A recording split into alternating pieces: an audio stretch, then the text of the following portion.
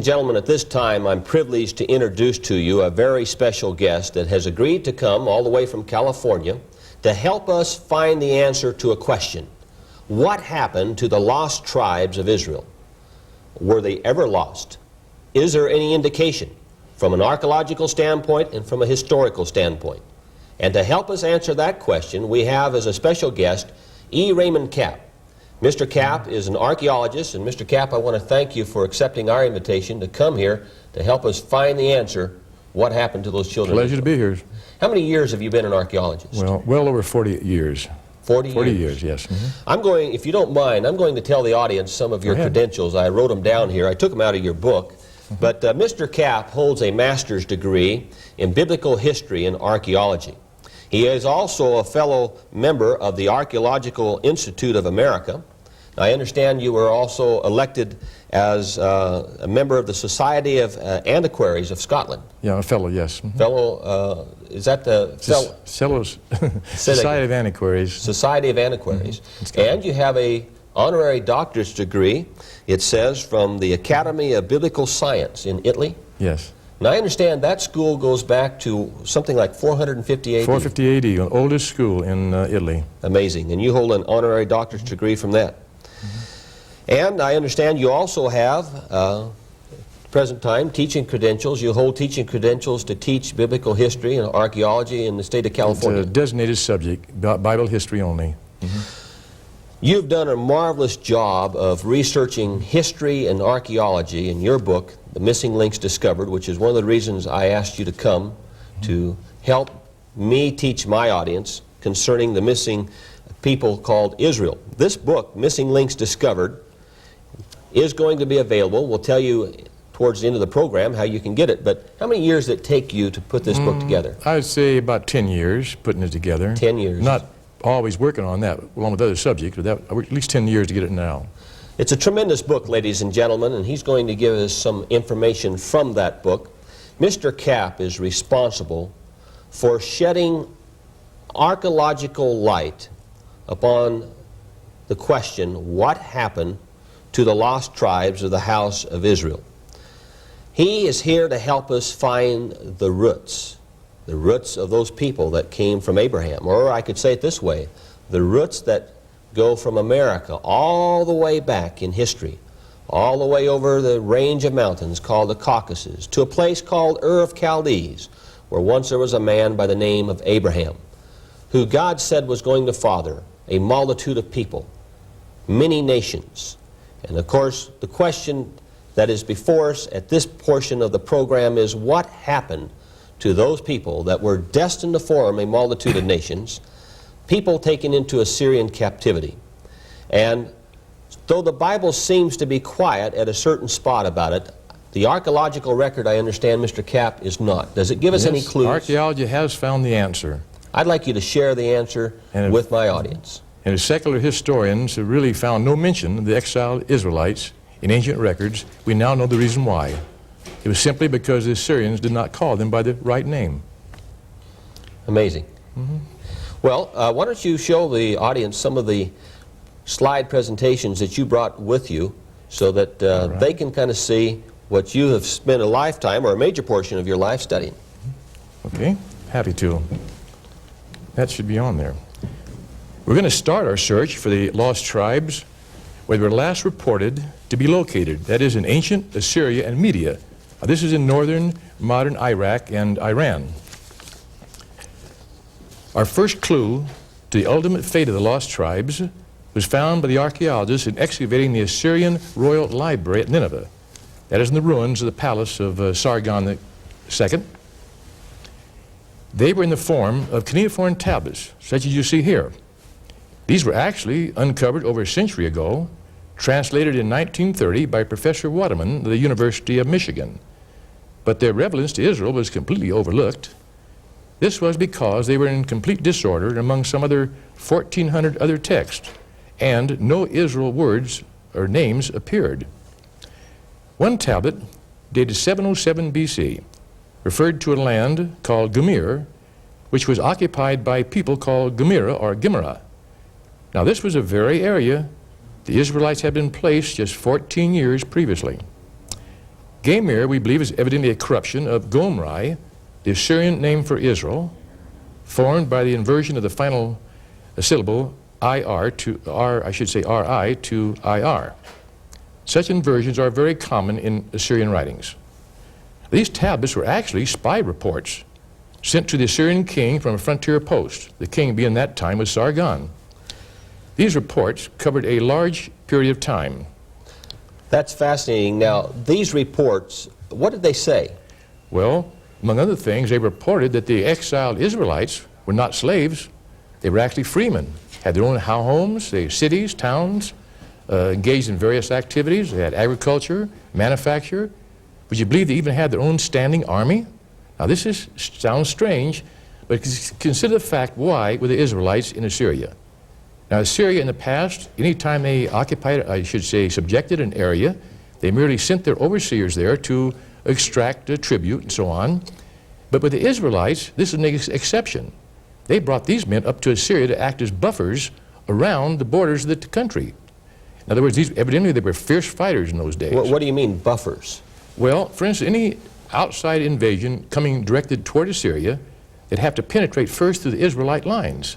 That means the Israelites would have to fight for their lives, either repulse the enemy or at least, you might say, weaken them before they got to Assyria proper. Now, we can prove this because one series of tablets reported the invasion of Urartu. The king of Urartu came against Assyria, and they had to penetrate first through the Israelites. Now, one of the tablets makes it very clear the Israelites put up resistance, they fought, actually repulsed the armies, and then turned around and invaded Urartu in exchange. In fact, they not only captured or killed, all of their army commanders, they even sacked the country. Now, archaeologists had known for years that capital of Urartu had been sacked and destroyed. They never knew who did it. Now the tablets for the first time reveal these were Israelites that did it. It's fascinating. You know, it makes sense, too, that they would set them there because, in other words, if there's an invading army, they're going to have to come through their land, so they've got to defend their own land that they're working, their families, and that type of thing. That's interesting. Another and later Assyrian report states, in the second year of Esarhaddon the king, now this is about 679 BC, the Gimera, as the Israelites were then called, rose in rebellion under their leader, Tuespa. We don't know if Tuespa was a woman or a man at this stage. And they fled westward. Now the Greeks reported these same activities. They called the Gimera Chimeroi in their records. Now that name is translated into English as Cimmerians. Now the branch of Israelites, now known as Cimmerians, moved out of Asia Minor, around and sometimes across the Black Sea, settling in the Crimea and the Carpathian regions west of the Black Sea. We find this called in 2nd Ezra, Arsereth, or Mountains of Serth. Now later, when Babylon conquered the Assyrian Empire, this is about 612 BC, they then invaded that part of Media where the Israelites, or Gimera, that had not escaped, were still there, and settled. And that, of course, drove the Gimera out of their area, some of them moving up through the Caucasus, through what we call today the Pass of Israel. I should say that some historians refer to that as the Pass of Israel. Others moved around the east of the Caspian Sea and became known as Iskuzi, a name very easily derived from Isaac. Then these tablets that allow us to learn these things really provide a very valuable archaeological clue, don't they? Yes, they do. There's another major clue to tracing the lost tribes of Israel. Is found on the side of a hill in northern Persian. It's in inscribed writings about 300 feet above the base of the mountain, the hill. Now, the inscriptions were actually carved in Akkadian, Elamite, and Old Persian languages. All three told the same story. The inscriptions show that the Babylonian name Gimera was written Saka on the Persian inscription, proving that the Gimera and the Saka were the same people. Now, the Greeks called these Scythians, I should say they called the Saka Scythians in all their records. This is the first mention of the word Scythian. It's also interesting to note that the various names of Gimera are called all have the same root, SK, as Isaac. Now, before the tribes went into exile, they called themselves the house of Isaac. You can find this in the Bible in Amos 4, verses 7 and 16, I believe. Archaeology has not only identified these Scythians as members of the lost tribes of Israel, but for the first time provided us with realistic, lifelike pictures of what the ancient Hebrews people looked like. Now, unlike the stylized pictures we see the Egyptians made and formalized or stylized stone carvings made by the Babylonians and Persians, excavated from Scythian tombs north of the Caucasus are found skillfully made gold work showing the everyday life of the Scythians. Here, two Scythian horsemen are astride their horses. Two Scythians here are fighting back to back using bows and arrows. Now, this reminds us of the little tribe of Benjamin that had, according to the Bible, 280,000 men of valor that bore shields and drew the bow. Now, to continue tracing the Israelites, under pressure from the Medes and the Persians, the Scythians, now this is the eastern branch of the Israelites, they migrated north of the Black Sea, coming into collision with the Cimmerians. Now, the Cimmerians, I consider them the western branch of the Israelites. These people had settled in the Carpathian regions. Now, their kinship, lost during the passing centuries, ensuing battles, ended with the Cimmerians being pushed out of that area, and they moved westward. The Cimmerians then broke into two major groups. The larger part migrating up the Danube River Valley, arriving at its source in South Germany between 600 and 100 BC. Now, Roman historians, they call these people Celts. This is the first mention now of the word Celt. A small group moved into the sparsely inhabited regions of the Baltic, where the Romans called them by the abbreviated name of Cimbri. Now, between the 4th and 1st centuries BC, the Sarmatians, now these are a mixed non-Israelitish people, we believe partly Iranian, were pushing westward. They finally moved into the area of the then prosperous Scythian nation. Continuing warfare then drove the Scythians out of their land, as they had done the Cimmerians, and the majority northward toward the Baltic areas. Now, by the end of the 2nd century BC, we find only two small pockets of Scythians left on the shores of the Black Sea. Now, the Scythians, in turn, pushed the Cimbri westward to Jutland and the coast of Holland. Now, during this period of time, the Celts were expanding in all directions, many of them pouring into Britain to form the bedrock of the British race. About 3000 BC, some of the Celts invaded Italy and sacked Rome. Others migrated back into Asia Minor, where they were called Galatians by the Greeks. We now know that Paul's letters to the Galatians were to his kinsmen Israelites, that is, descendants of the earlier Galatians, although called Gentiles by the modern Bible translators. You know, that really helps to clear up to a degree, or major degree, this term Gentile. A lot of people have a lot of problems with it, but the word itself is ethnos, and it means nations. That's right. And what you're talking about here are nations, and of course God told Abraham his seed was going to form a multitude of nations. Those nations would definitely be Israelites. Now, as the Sarmatians occupied Scythia in South Russia, there was a tendency to confuse them with the Sarmatians, because people are usually identified by the name of the land they live in. Now, the Romans, they solved the problem. They introduced the word Germans for Scythians. Now, the word genuine, or genuine, I should say, is Germanus or Germani. That's the Latin word for genuine. So in all the Roman records, except for a few outland areas, they dropped the name Scythian in all the Roman records. They applied the word Sarmatians or Germans. Now, from that, well, I guess you get the picture. German. No, it's fascinating, yes. Now, don't think for a minute we're talking about the German nation today. Right. The Cimbri were eventually driven out of northwest Europe. One group migrated to Italy, were nearly all wiped out by the Romans. One group made their way back into Spain to be known as Ibrius. Now, Ibrius is the Gaelic name for Hebrews. And eventually, many of those migrated into the Ireland as Scots.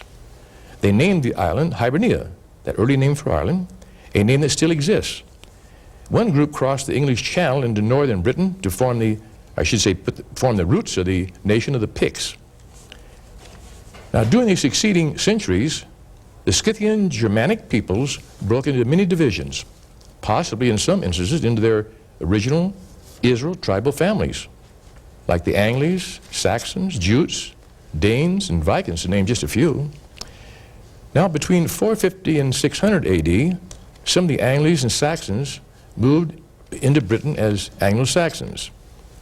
The Celtic Scots, for the most part, moved into northern Britain and established the nation of Scotland, although some settled in northern Wales, the Isles of Man, the Scilly Islands. Now, many Germanic tribes poured into the land south, that is, after the Celts began to move out and vacate the land. These Germanic tribes established the Gothic nations, the Vandals, Lombards, Franks, Burgundians, Visigoths, Ostrogoths. These Scythian Germanic people, or tribes, formed the modern German, Swiss, French, Italian, Spanish, and Portuguese nations of the day, although there has been, over the centuries, an infusion of non-Israel blood in these nations.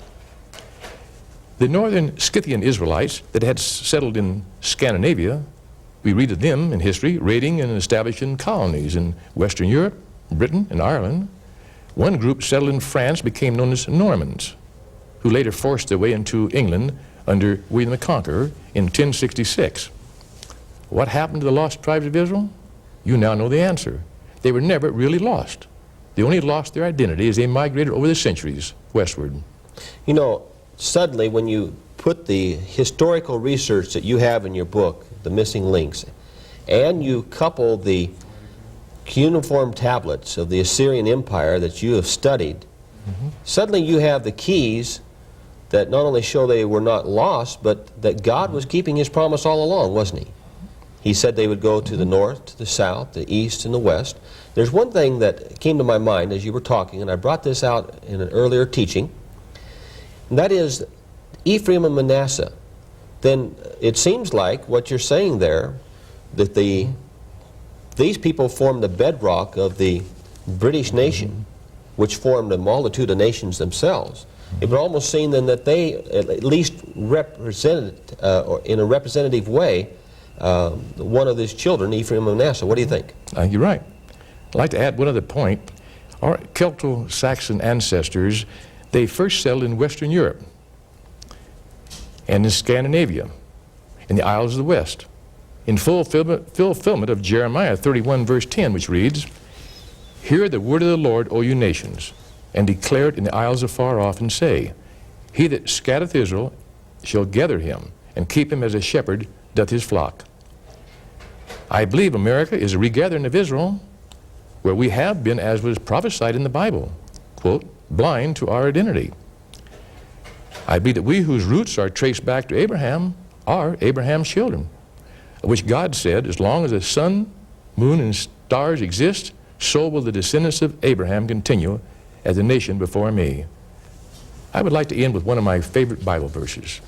Know ye the Lord is God, is he who has made us, not we ourselves, and we are his people and the sheep of his pasture. Amen.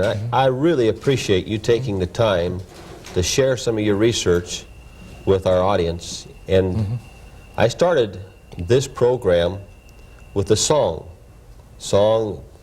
that came from the 60s or 70s, a rock group singing White Boy. In fact, I think I'm going to have it played again because it asks a question, or at least makes a statement that I think now we have the answer. Let's listen to the song again. Those words of that song, and I've got the lyrics here. The lyrics dealing with a question that was being asked in the 60s and the 70s by a baby boom generation that seemed to have lost their spiritual moorings. The question was, who am I? And the song said, white boy, where will you go? What will you do? What will you see when your life is through?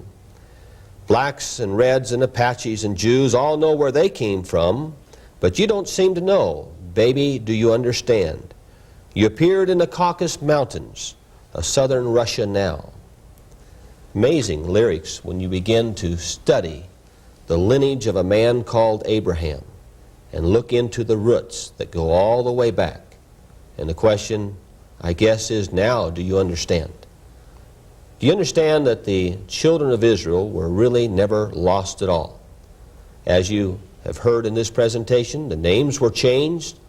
The Assyrians in their tablets had used different terms, but we know those people were the same people, and they fulfilled the words, and the words of God still stand. A multitude of people going in many directions to form many nations. Mr. Capp's book, Missing Links Discovered, is one that I would recommend to you. If you would like to have this book, Missing Links Discovered, I would highly recommend you order it. It's available from our ministry for a $10 offering. The address is just simply Truth for the Times, P.O. Box 766, LaPorte, Colorado, 80535. What you've heard in this brief interview with Mr. Capp has just been a portion of a whole wealth of information that's in the book.